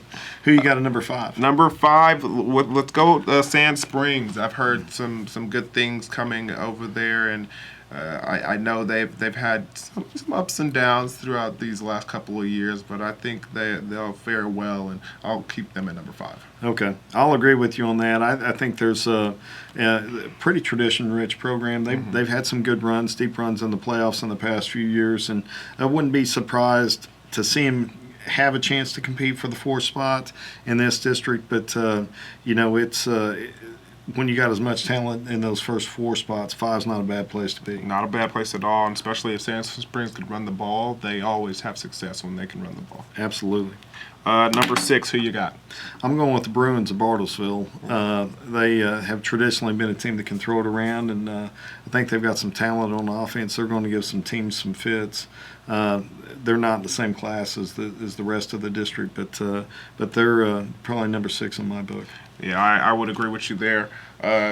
Going down 6 and 7, just to fill in the blanks. Go Putnam City West for me. Ponca City West for me, and Putnam City West. Timeout. I'll go Ponca City at 7 and Putnam City West filling out the district. How do you like that? I would agree with that. I think both those two we're going to be pretty evenly matched, and it'll be a matchup late in the season to see who gets that spot. But man, this is a good district. It certainly is. Top to bottom, it might be the best one that we've previewed today. Man, when you start off with Bixby and you're looking at Sand Springs at 5 with the tradition that they have, it's a loaded class. Absolutely, yeah. Absolutely. Well, when we come back, we'll give you 6A2 rankings 1 through 10, and we'll see who's going to be in the playoffs by our projections and who's going to be missing it by just a slight bit. We'll be right back after these quick messages. Hi, we're Bravado Wireless. You may have seen us at your local events and wondered just exactly what we do. We provide the highest quality cell phone service, specializing in outstanding coverage, both locally and nationwide. We're headquartered right here in Oklahoma, with multiple store locations in eastern Oklahoma. We provide the most affordable, unlimited talk, text, and data plans available. Make sure you stop in now and enjoy our other amazing summer deals before they end.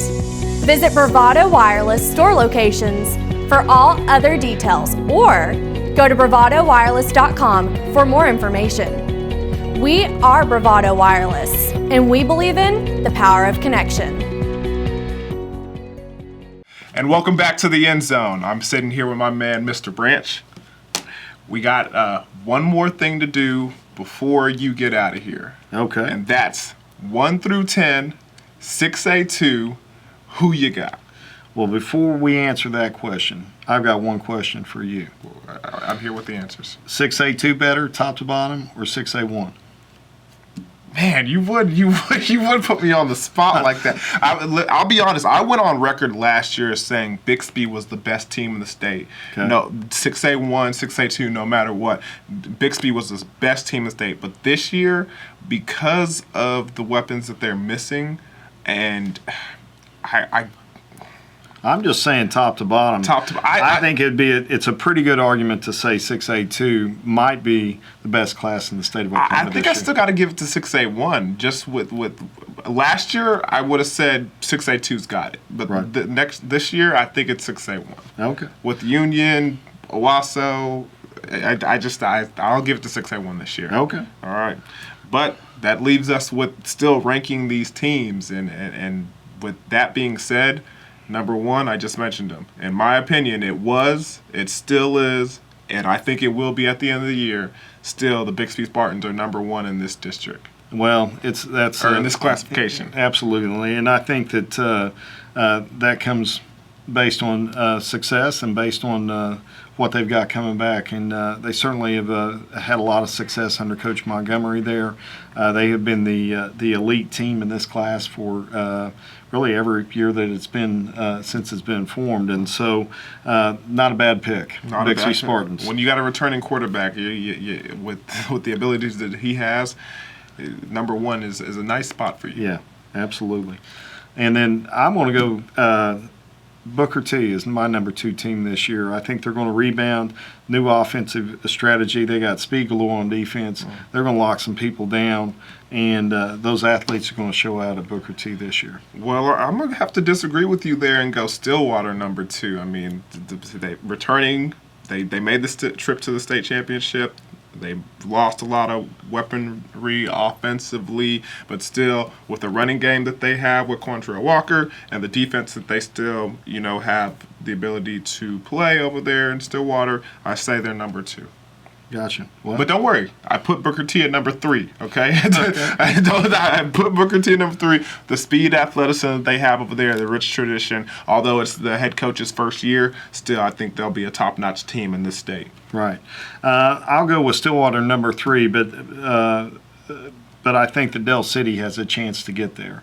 Del City, a lot of optimism. Coach Dunn has got those guys working hard in the offseason. They're going to be ready to play. They're ready to take the next step. You see that with a lot of programs where they get to a point and they're ready to take that next step. Del City is knocking on the door, and I would not be surprised to see them push for the 3rd or 2nd position in this class. Yeah, well, right now I agree with you. I have them number 4. I'm not going to lie. I'm going to be surprised if they get up to a 1, 2, 3 spot in the state. I think 4 is a spot for them to be at. Just too much at the top of this thing right here. But Del City looking to see some great things from them this season. Gotcha. Who you got at number 5? 5 is Choctaw. I mean, we talked about it earlier, just the athleticism, the weapons. I mean, they got it in every stage of the field. I'm talking about from the interior to the athleticism to the quarterback position with the young sophomore coming in, 6'4". Yeah. You don't see that every day, and if he is as advertised, this Choctaw team is ready to go. Big time arm talent, got athletes on the outside, bookend tight end or tackles to protect him. They got a chance to be really good, and they've got big time athletes on the defense. It'll be interesting to see that matchup with Muskogee midseason as a playoff. Kind of a rematch from last season will be a really interesting one to watch because it's going to have playoff implications. And both teams are going to come in ready to go on that one. And they're going to be a little ticked off. Well, at least Muskogee is about their early exit to the playoffs from them. Absolutely. Speaking of Muskogee, that's who I have at number 6 in this classification. Muskogee with Ty Williams on both sides of the ball, and then the surrounding cast that he has around him, I think they could do some things that maybe a surprise if they come in with the abilities and they play to their potential and maybe above, they could find themselves climbing up to 4 or 3 in the state. Maybe they, especially with Ty Williams on their side. I'm not doubting them. Well, and you got Coach Watkins roaming the sidelines. He had a ton of success at Guthrie before coming over to Muskogee, and I think he's a guy that could catapult them into the elite of this class. I'm with you right there. So who do you got at number 7? I'm going to go with Lawton and that little running back that nobody's ever heard of, Christian Houston. Mr. Houston. I'm going to have to disagree with you there. I think Midwest City is poised to make a strong comeback this year. 4-7 last year. Coach Hall, that's not his caliber of team. No. I'm pretty sure they're going to be back with a vengeance this year. So I got them at number 7, but I do have Lawton at number 8 with Mr. Houston to see if they can do some surprising things for us this year. Well, and I'll go with the Bombers at number 8, and then I'm going to go with Putnam City North as my number 9 team. Well, I guess we differ there again because I will go with Sand Springs. Okay. Like I said, if the Sand Springs is able to run the football, I think they can do some solid things this year and put on some strong performances and have some good Friday nights. Absolutely. It'll be interesting. I'll take Sand Springs in my number 10 spot, and again, I think you can interchange those two teams. But there's a lot of talent on this. I mean, there are probably as many D1 prospects in the top 5 teams in this, or top 6 teams in this top 10 is in any class in a long time in the state of Oklahoma. I agree with you very much. So I'll round out my list at number 10 with the Putnam City North, and hopefully they're able to put together some strong performances on Friday and get into the conversation of the playoffs. But they got a lot of work to do that. Well, and they got a very front-loaded district that's going to be tough to crack the top 4 in, but. You never know. That's why you play the games, right? That is why you play the games. and speaking of those games, after this break, we just mentioned the Muskogee Roughers and everything that they have to offer and the extraordinary athletes.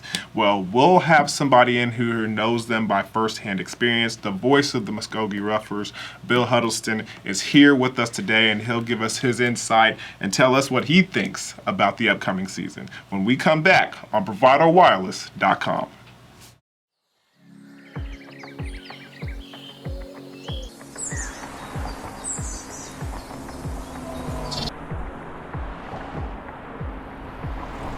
Whether your roads are dirt, paved, or if you're blazing new trails, the roads we travel lead to all of our most cherished places and people.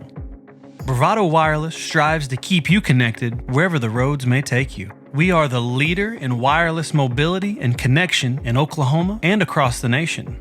We carry some of the market's top cell phone brands, fast, reliable home internet, and even greater customer service. Locally owned and operated right here in eastern Oklahoma. So whatever roads you travel, Bravado Wireless has them covered. From beginning to end. We are Bravado Wireless, and we believe in the power of connection. Other wireless companies need 4-page brochures to explain plans that are too complicated and cost way too much. We are not like the others. We are Bravado Wireless. We offer 1 line of unlimited talk, text, and 4G LTE data for only $40 per month. with no minimum number of lines and no hidden fees. This is your year to be bold, connect fast at the best price. We live where you live, and we are proud to be a part of your community here in Eastern Oklahoma. We are Bravado Wireless, and we believe in the power of connection. Welcome back to the End Zone. I'm sitting here with my new friend, Bill Huddleston. Huddleston, thank you so much for Good joining to see us you, my today. man. That's how we're doing it now. We got to do it this way now. Bill, you are the man to know about Muskogee football. You've told me you've been covering it since '85. You're the voice of Muskogee. You're also one of the main guys to contribute with this Bite magazine. Absolutely, pretty proud of this big high school. Nothing meant derogatorily toward the good book, but it is the Bible of Oklahoma high school football. That's what everybody says. Yeah. So as soon as from Class C all the way up to the biggest boys in the state. If it's football, it's in here. It's definitely in here. I make sure I get this copy every year. And we're glad to have Bravado as one of our partners, too, with that deal. So it really works out extremely well. We're happy to be a part of it. Always. So let's get into it. Well, first, we got to mention that Bravado Wireless will be streaming all Muskogee Rougher games on bravadowireless.com. And the games will also be available at Oklahoma Sports Network. All provided by Bravado Wireless. As one of our presenting sponsors with Muskogee High School Athletics, and it takes a village to do that, but it takes a great team, and our partnership with Bravado is well appreciated. Well, we appreciate having you here. So let's get down to the nitty gritty. I mean, we all want to know about Muskogee and everything that they have to offer this year. What do you anticipate Muskogee being able to bring to the table this year? Well, I really think the expectations for Muskogee this year are the same as they have been, certainly in now what will be the 7th year for head coach Rafe Watkins. I mean, it's win game 1, then win game 2, and then next week it's 3, and all the way till you get to the end. I mean, Muskogee's looking forward to a 5th straight year being in the 6A2 playoffs, 6A2 semifinalists in 2016. So I think there's a lot of high expectations, some really talented players, some young players that have to fit their position as the season develops. And if that all comes together and you get a little bit of luck and stay healthy, Roughers have a shot. So who are some of these players that you're looking to kind of lead this bunch to the promised land? Well, I think there's a top foursome for Muskogee, and it has to start with the OSU commit Ty Williams, a quarterback, defensive back. I mean, here's a young man last year that had 9 interceptions. I mean, he led 6A and was one of the top interceptors in the state, and of course that has drawn him the over 20-plus Division I offers. It's what's made him one of the prize recruits at Oklahoma State University. But he's not the only guy the Roughers put out there to make plays. You've got a now New Mexico University offered linebacker / running back in Caleb Webb. CW will light you up. I mean, if there's a football loose, he's going to get it. If you're running with it, he's going to hit you. He's also got another linebacking partner by the name of Darian Davis. These guys are all seniors, pretty much all the same size and pretty much all the same quickness. But DD, I mean, he had 139 tackles last year. He's going to go someplace and play on the collegiate level. And then I really think the diamond in the rough, so to speak, only because his name's not as well-known as a Ty Williams, has to be Isaiah Givens. Here's a young man that is part of the Rougher tradition. He's got family that were standouts. Some of his family members were one of the first All-Staters in Muskogee when the two schools went together, Central and Manual. So, I mean, you've got some talented guys there, 6 foot, 200-pound junior that will play in the secondary along with Ty. And you don't want to test those two guys because they will make you remember the night they played the Roughers.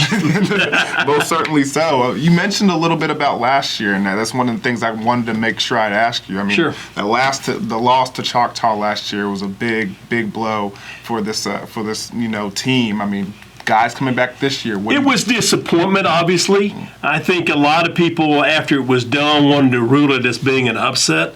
But realistically, if you took a look at 6A2 last year, I mean, Choctaw's got 3 kids coming back, and last year they had 4 that were Division I players. They've still got those 3 cat daddies. They'll be back again this year.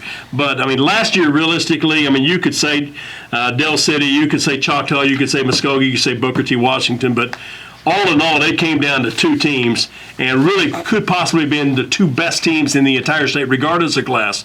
And that, of course, is Bixby and Stillwater, and they had one heck of a championship game. Stillwater had it won, but that old Spartan magic seemed to find a way to elevate itself and come up with a win. Yeah, they really pulled out those swords at the last second. very end, and just don't give up till the clock says 3-0. Yes, sir. Yes, sir. Well, speaking of Class 6A2, what is your expectations on a macro level, looking at the big picture of things? What do you expect? Well, I don't think it's any different. I think you have to start with Bixby. And until somebody takes them out of that, and for all the years they've had 6A2 championships, they've won every one but one. Booker T. Washington got that one title. But Bixby still is the team to beat. Close behind them is Stillwater. On the west side of the team, though, you got a lot of expectations building with the Eagles at Dell City. They are loaded with Division I talent. Then, of course, the reclassification has brought Choctaw into the same district now with Bixby, with Booker T, with Muskogee. And like I said a moment ago, Choctaw, they got to the semifinals last year, got beat by Stillwater, but they've got 3 Division I players coming back, too. So I think any of those teams are in the race for the gold ball, but it's still Bixby's to give up until somebody beats them. I got to stay with Lauren Montgomery and the Spartans as the team to beat. Okay, with Bixby being that team, I mean, we all know they're having to replace Brennan Presley, went over to Oklahoma State, the Mr. Gatorade Player of the Year in the state of Oklahoma. But as far as the team that's chasing Bixby, who's the number one competitor in your eyes? Well, statewide, I'd say Stillwater, because they have so many of those guys back that reached the championship game a year ago. But I think it's Dell City. I think it's Choctaw. I think if everything works well and injuries stay away, a little bit of luck on your side, you could see the Ruffers in that chase too. But ultimately, it's still Bixby's, and until somebody takes it away from them, it's theirs to win. Well, thank you so much, Bill, for joining us here today. It's going to be a lot of fun. I'm looking forward to it. Muskogee's going to have kind of a weird season because of the 10 games on the schedule, they play only 4 home games, and they start off with 4 of their first 5 on the road. So Rafe Watkins says that's good. We take them, we have their focus, we have their attention. The key for the Ruffers will be how well that offensive and defensive line builds together and gets stronger as the season goes along with these athletic guys we mentioned a moment ago. If all that offensive and defensive line comes together and you stay healthy, Ruffers got a chance. Well, that's an interesting dynamic. The head coach likes the road games. He thinks it's good for this team. You know, when you go on the road, you don't have all the distractions of the everyday. Hey, what time's the game? Hey, can you get me in? Can you get me tickets? Or, you know, your girlfriend's up in the stands, or it's homecoming, or it's whatever it may be. You take them on the road. You've got them on the bus trip. They've got time to focus, to be mentally ready to go. And then you get them there as a team. There's no distractions, and you just go out and play. Now, playing on the road's tough, but still sometimes it can work to your advantage. And for the Ruffers, they better hope so, because 4 of those first 5 are on the road. It starts at Bishop McGinnis on 0 week on August 28th. Then it rolls to Bentonville West, and that's going to be a major uphill battle because BW is one of the top teams in all of the Arkansas classifications. Coached by a former Muskogee assistant, was the head coach at McAllister, Brian Pratt. He's got those guys rolling. And then Muskogee has a week off, and then they go to Coweta. And then they'll open their first home game on the 25th of September against Putnam City West. Well, this sounds like the schedule's loaded, but the Ruffers, they're ready to rough some teams up. Well, we'll find out what happens. The first part of the season works to their advantage, but then you got the Murders Row, Choctaw, Bixby, and Booker T in weeks 7, 8, and 9 that will test the strength. Man, Bixby and Booker T both on the same schedule. And Choctaw. Back to back. Right. That's a tall task. It'll be 3 weeks of a lot of film study and playing at your best. Hey, that's all you can ask for. That's what you got to do. And to steal the old phrase, there's nothing tougher than a rougher. So we'll find out if that can hold up here in 2020. I like that. Thank you so much for joining us here. My privilege. Lots of fun working with you guys, and look forward to continuing to do that. Remember, guys, you can catch the Muskogee Ruffers on BravoWireless.com. Check them out every week. Bill Huddleton will have the games for us. And, hey, pick out the magazine. Go ahead and show them one more time. Yeah, be sure you pick up a copy of the Oklahoma Pigskin Preview. It's available all across the state. If you're over in the Oklahoma City area, you've got all your on-cue locations. Here in the east central part of Oklahoma, the eastern part of the state, you can typically find those at any of your Casey's stores, Casey's General Stores, and then you can also order them online at okvibe.com. Voice of the Muskogee Ruffers, Bill Huddleton. I'm Deion Imade. We'll be back real soon.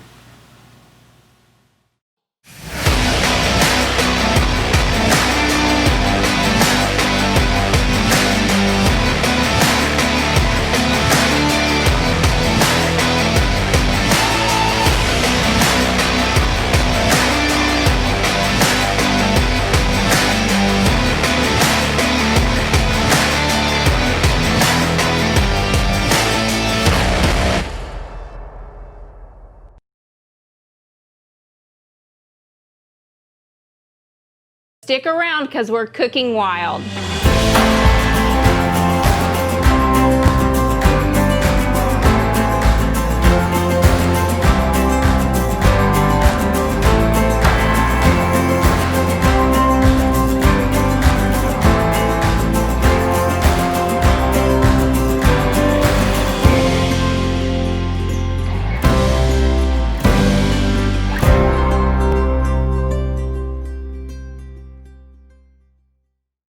Welcome back to the End Zone. We have the segment that I like to do the most is called Counterpoint, Counterpoint. Okay, where we got some topics, some discussions, things that we think about throughout the week. Jot them down, toss them back and forth, see what we each think about them. All right. Okay. What I got right now for you is something that I thought about when you posed that question to me earlier. Which classification do I think top to bottom was the best? And my question to you is, as far as breaking up 6A, Right. do you think it's something that's helped or hurt the state as far as separating these top-notch schools and letting them fight it and they're amongst their own and trying to go for their own gold ball? Because I mean, there's a number divide between the two. And sometimes some people think it's it's not the best product because you don't really get a true state champion. But there's also a situation where you're playing less playoff games, and there's a lot of benefit to not having, one big 6A, classification. Well, as I recall, when they split the classes, it was to create better opportunity for other teams. I think it's made football at 6A level better. When you look at the previews we just did and you look at the depth of talent across those two classes, 6A1, 6A2, I think it's as strong as I can remember in recent years. 6A2 is immensely loaded. You got a top 10 that could compete very favorably with the 6A1 top 10. Yeah. And so number of athletes, I think it has increased number of players that can come out. I think participation is up really with every school that you look at, and I think that it's been a positive thing for them. Well, I would like to say because of, let's be honest, I'm from Dallas. And Right. that's where I played high school football. And you know the Texas area, those championships, those playoffs, they go on for a while. Right. Because of how many schools and the classifications and it breaks out. And from what I've known and what I've experienced, I think it puts a better product on the field when you're playing better competition and you're playing more games. I feel like the reason why those kids in Texas sometimes are so talented is because they play football so much and even they get more game experience. So sometimes you see better product because of the fact of the matter is when these kids are playing, going 3, 4, 5 rounds deep into the playoffs, that's not just a situation where they're the only ones playing. The guys under them are getting them experience. The top-notch schools, they're playing more games, and because of that, the players underneath them are getting some exposure as well. When we go into the playoffs, it's not just a situation where only the varsity's coming into play here. It's Right. a situation where the JV and the freshmen, sometimes if you're good enough, they'll bring you onto the practice squad of the varsity and you get those practice reps. It's not always during the game, but sometimes during the practice when you get exposure as well that makes you a better football player for the years to come. Those situations allow better athletes and better teams and you learn more technique. And I mean, it's just a situation where you're getting more experience at the end of the day. Well, reps matter. I don't think there's anybody that's going to disagree with that. But if you look at the talent level in 6A1, 6A2, I think it has made given the teams, there's more depth in Class 6A if you combine the two than there was before they were split. And so I think you have a better product. I think you have more teams that feel like they can compete. We've got a lot of fringe teams that really could take a step and be a surprise with some great off-season work and have a chance to compete. Whereas if they weren't split, I think you're really talking the cream of the crop. You've got 2 or 3 teams here that would probably separate themselves a little more easily with one combined class. Yeah, like I said, I just feel like sometimes when you're playing this game, the reason I do on the other side of things, I think it's good for Oklahoma to divide their class up a little bit, is because with more games and with more practices, there's also an opportunity to get hurt. Right. There's also, some risk involved that increases when you're playing more games and you're out there longer and there's more exposure.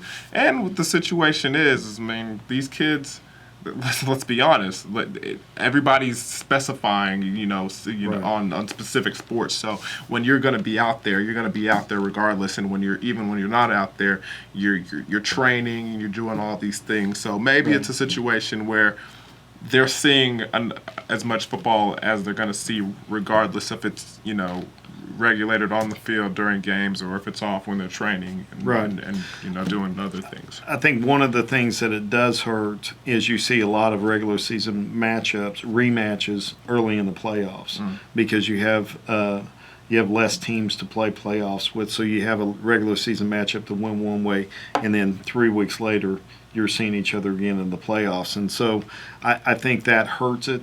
As a fan, I would like to see a little more diversity in the playoff competition. I think that's the one negative that I draw to with splitting into two teams, because you've lessened the playing field, and you're going to see a lot more rematches. And that's where my questions arise: is geographically, is Oklahoma big enough to split these big schools into two because of that situation right there, where you're seeing teams play and again, I'm using Texas as an example and something to compare it to. There's teams in Texas that we faced it in the playoffs that I had no idea even existed because they're so far apart. Right. You're having kids from Dallas play kids from Houston, and kids from Houston playing kids from San Antonio. I mean, that was like you're facing the top dog of their city, of their area. And Oklahoma, you're facing a guy that you played 3 weeks ago. Absolutely. And, I think that the big question, the big reason that they did it felt like it was unfair because Jinx and Union were dominating. The East Side dominated the West. Well, that hasn't changed with the split of the classes. Bixby and Booker T have won every 6A2 championship. Wasso and BA are newcomers to winning the state title, but the state title has come to the East Side in 6A for a long time. I mean, since the mid-'90s. And so since Jinx's domination started and then Union followed, and it was back and forth there through the 2000s, 6A football has been dominated by the East Side teams. And here's the question: Are we kind of giving these kids a situation where we're coddling them a little bit because of the situation? What's the real reason they divided up these 6A schools?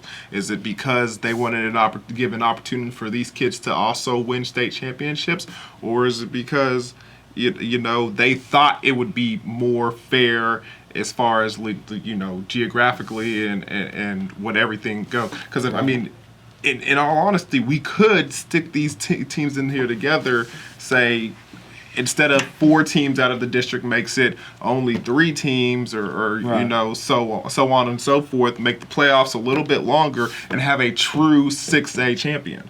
Right. I don't think they're going to see a change in it. I think you're going to see it stay this way for a few years. I think teams have gotten accustomed to it, and I think that it's one of those things that I think generally people are happy about it.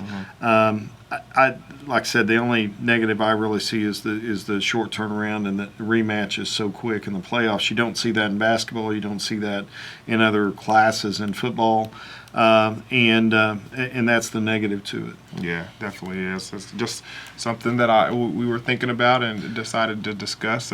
Another thing that I wanted to get your opinion on is something that keeps evolving as years go along is the video media and how it's changing the recruiting world. I mean, what's your opinion on that aspect as far as high school comes into play and everything that's being done technology-wise? Well, I think it's good for kids at smaller schools.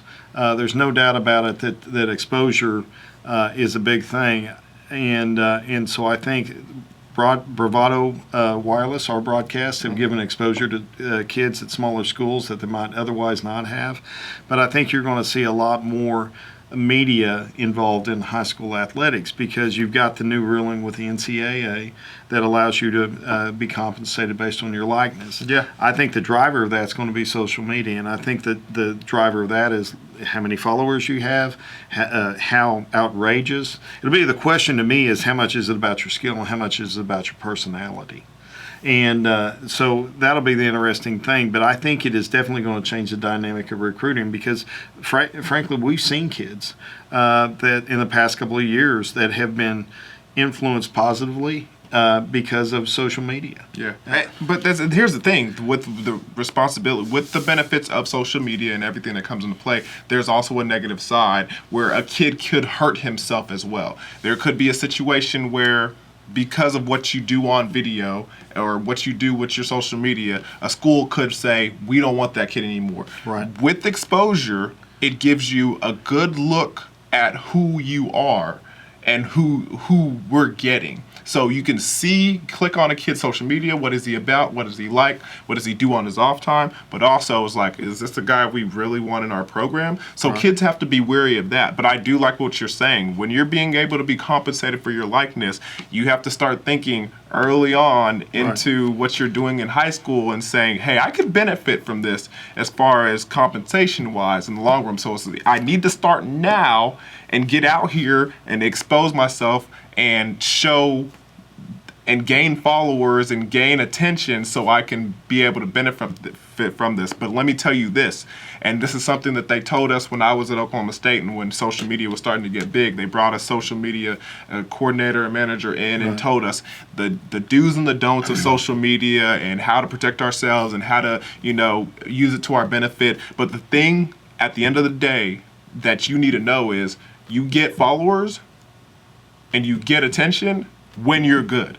If you put in the work off the field or on the field, that's what it pays off on your social media and the dividends pay in there. Right. Absolutely, but I think it also creates a layer of accountability for the student athletes. That's something we don't talk about, but recruiters take notice of what you're tweeting, what you're posting on your other accounts, and what your interests are. I think it's a better way and a better barometer for recruiters to tell a personality, because a kid, when you meet them in face value, they're going to give you their best side. You're going to see the real side in social media. And so I think if you use it in the right way, it can be a positive thing for the student athlete. I think I think that it will be a situation that it really draws recruiters' attention. I know being around some big time recruits, the way those kids handled themselves in social media was a good predictor of how they were going to handle themselves when they got on campus. And so if you're a student athlete, you want to be recruited, be careful and be smart, be mature in how you handle social media. And then honestly, I would say also try to find somebody to help you with the recruiting process. There are people out there. There's a lot of good talent out there that will do videos for you, that will showcase your talents, and they have followers, and those followers are coaches, and those guys can help you be more successful and broadcast your name more quickly than maybe even the AAU circuit or the elite camps that are out there. And on the other side of those elite camps and those universities will profit and benefit from this as well, because not only will they be gaining exposure with the players, but also, like we said, you can see what kind of individuals that you want to bring into your inner circle by just going on their social media and seeing what they have to offer. And not only that, with the recruiting coming into play, they can see individuals that they would have had no opportunity of checking out beforehand. I mean, in college, there's teams that can recruit nationwide because they have the budget to. OU's one of those, USC's one of those, Tennessee's, all those guys that you see on those top rankings of Rivals and ESPN 100 and all those top guys, Alabama, Georgia, they have the money to go nationwide and recruit. That's why you see in Ohio State, in our neck of the woods, we're pulling kids out of Tulsa, Oklahoma, or just all over Oklahoma. That's why you see schools like Michigan coming in our backyard and picking up top-notch guys because they have the money to come to Oklahoma, Right. fly in here and pick up those guys. Well, now with social media and websites and people like Bravado Wireless showing their games nationwide on the internet, coaches can look on there, see their tape, see them in game action live on the internet and say, this is a guy we need to go check out, we need to go take a look at. And that would have never happened before. Absolutely. I think that, again, it'll be some interesting times to see how the likeness compensation works out. And, I'm a little concerned that you're going to see some guys trying to do it to be outlandish. If it comes down to it's about a number of followers and not about just talent and how you conduct yourself, that's where I think it can go wrong. Mm-hmm. That's my only hesitation, my only fear about that is you got a guy that's being a clown to get followers because he thinks that's what's going to drive his compensation. It needs to be about your talent. Yeah. It needs to be about your character. It needs to be about who you are as a person. And if those things are the case, then you got a chance to be really, really successful and be compensated for your likeness because people are going to have you advertise. They want people that are high quality individuals that represent their brand. And that's what you're trying to build through all of this is your own brand. Well, one thing about all that is all this has a way of, auto-correcting itself. And so the things that you put out there, trust me, there's good and there's bad. There's different kinds of individuals. And let's just say you reap what you reward. I mean, the rewards that you get, you get what you earn. Right. And good things will happen and bad things will also happen. So you got to be careful for everything that you put out there. Oh yeah, but there's a lot of people that have had really good lives and made one mistake on Yes. social media and been really unfairly judged for that. And so you got to be careful. It can be a positive thing, but you got to use it the right way and you got to be smart about it, or otherwise it can bring you down just as quick as it brought you up. Yeah, and in my experience, you got to watch out for those specialists and those offensive linemen. There's some pretty wacky individuals. Absolutely. When you reach for that deal sealing handshake, you don't want to pass germs. Ew. So keep everyone safe by washing your hands for 20 seconds and still seal the deal. Yeah. Fist bumps now accepted as deal sealers at your local Bravado Wireless store. Well, that's it for the End Zone this week. I want to thank everybody for tuning in and checking us out with the 6A preview. Make sure you tune in next week. We'll be previewing 5A and getting all the nitty-gritty about those guys and what they have to offer for this season, and it should be a good one. Yeah, we're really excited about the season. We know you are too. It's time to play some sports, and what better way to go than high school football? Yeah, right here on bravadowireless.com. We want to thank Bill Huddiston for tuning in with us. Remember, guys, if you got a chance, go ahead and pick up the Vipe magazine. This tells you everything you need to know about high school football in the state of Oklahoma. And don't worry, we'll tell you the rest. Absolutely. For everybody who tuned in, I want to thank you from me and my man, Mr. Branch. See you next week.